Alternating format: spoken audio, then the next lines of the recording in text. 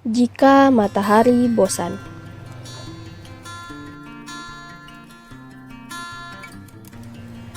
Ku bangkit setelah lama ambil posisi jongkok, menyaksikan kejadian yang menimpa embun. Mentari mulai meninggi dan membasahi seluruh ragaku dengan cahaya kuningnya yang lembut. Ku gerakkan seluruh ototku, ku ajak tubuhku beraktivitas. Yah, ku olah ragaku. Putar kanan, putar kiri, hadap kanan, hadap kiri. Badanku meliuk-liuk. Aliran darah segar segera membanjiri pembuluh darahku. Aku terbuai keasikan. Di tengah keasikan itu, samar-samar ku dengar orang bercakap-cakap. Ku ajak kakiku melangkah, mencari asal suara. Di ruang tamu, ku dapati dua orang tengah terlibat pembicaraan yang serius. Aku intip di balik pintu belakang. Ternyata bapak angkat dan temannya. Aku tak mengerti apa yang sedang mereka bicarakan. Bahasa Sunda adalah penghalangnya, karena aku tidak mengerti bahasa itu. Diam-diam, ku beranikan duduk di samping bapak angkatku setelah mendapat perizinan. Aku pun kini terlibat dalam pembicaraan yang telah mereka mulai. Dengan menggunakan bahasa Indonesia Raya, aku bertanya dan menjawab, serta menanggapi apa yang ada dalam diskusi pagi itu. Masalah pekerjaan dan tetek bengeknya, hal itulah ternyata yang jadi perdebatan. Bapak angkatku seorang pedagang, dan beliau menekuni pekerjaan itu. Temannya seorang guru, dan setengah-setengah menjalani profesi yang dimilikinya.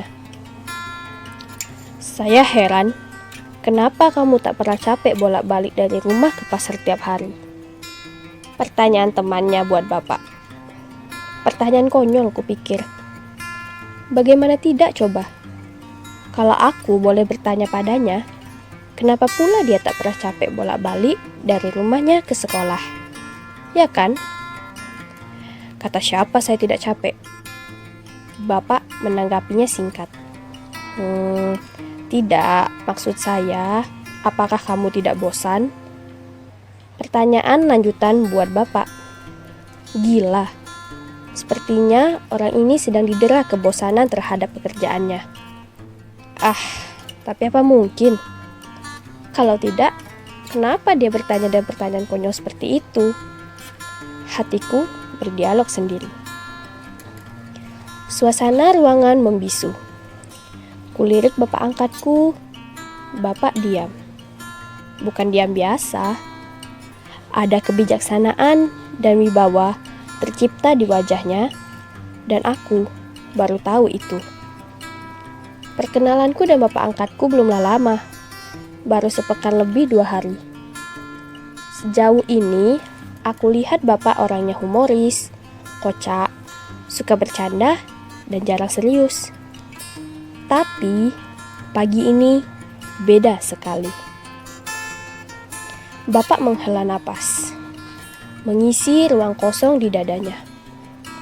Perlahan mengalir nasihatnya lewat lisannya. Dibejangkan jawaban buat pertanyaan temannya. Kamu tahu matahari bukan? Retoris bapak bertanya. Temannya mengangguk. Begitu juga aku. Matahari bersinar di siang hari, muncul di timur dan tenggelam di barat. Dia bertugas menerangi bumi, memberi kehidupan untuk makhluk yang ada di seantero bumi ini. Kembali bapak diam. Kulihat teman bapak diam menyimak sabda bapak. Aku ikut menunggu apa yang akan disampaikan bapak selanjutnya.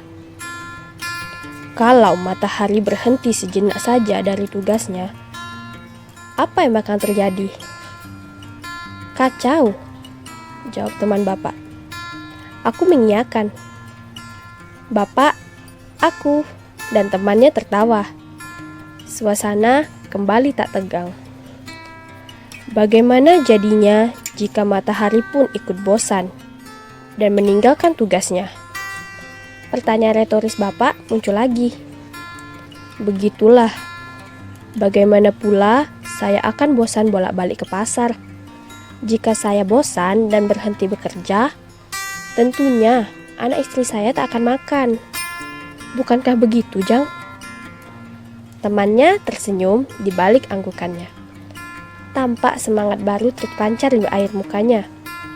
Seolah wajah itu berkata, "Ayo, semangat bekerja, Jang, mendidik dan mengajar siswa-siswamu." Aku terharu mendengar untayan petuah Bapak barusan. Aku tidak menyangka sedikit pun kalau dari lisan lelaki yang tidak sempat menyelesaikan sekolah dasar ini mampu memberikan motivasi dan pencerahan pada temannya. Meskipun profesinya hanya sebagai seorang pedagang.